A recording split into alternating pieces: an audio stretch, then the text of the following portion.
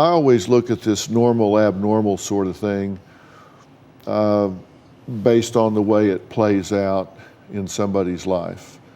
If you're doing something that's normal, what I call normal, to me, it doesn't mean that it's like everybody else. I consider it normal if it doesn't disrupt your life. And you would have to agree that this involvement with your cats does interfere with healthy functioning.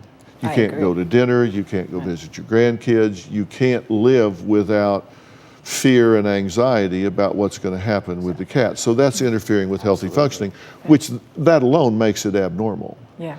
And you say you're a cat collector. Literature would regard to it as a cat hoarder. Mm-hmm.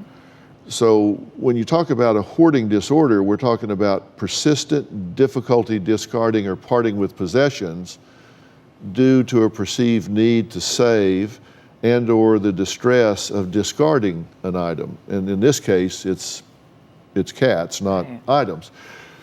And there are commonalities among people that do what you're doing, and a trauma in childhood is almost always there. Mm-hmm. So it becomes very anxiety producing to think about being separated from an animal, because at a time when you didn't have the ability to fight back, at a time when you didn't have the ability to have a voice and assert yourself and say, no, you're not going to take this love object away from me, this animal that I've bonded with away from me, you were helpless. Mm-hmm. And now you're not helpless to do it, so you keep replicating, hanging on to these animals. It's like, you know, this is my revenge. Yes.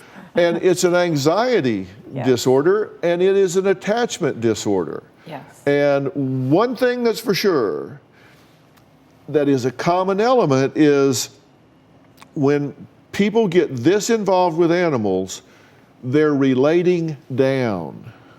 Now, let me tell you what I mean by that.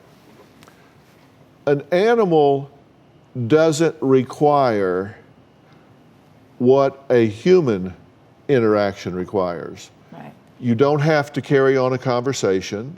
Right. You don't have to get dressed up and go out to dinner. You don't have to maintain any kind of equality in the relationship. The demands aren't there. So it's safe. Mm-hmm. And you feel safe with these animals, right? I do. And you feel loved by these animals, right? Yes. But you're having separation anxiety to a real dysfunctional level, which tells me you have an attachment disorder. Mm-hmm. And you're relating down because you feel inadequate to relate at a completely adult level because your self-esteem has been destroyed. Yes. So that's what has to be dealt with here.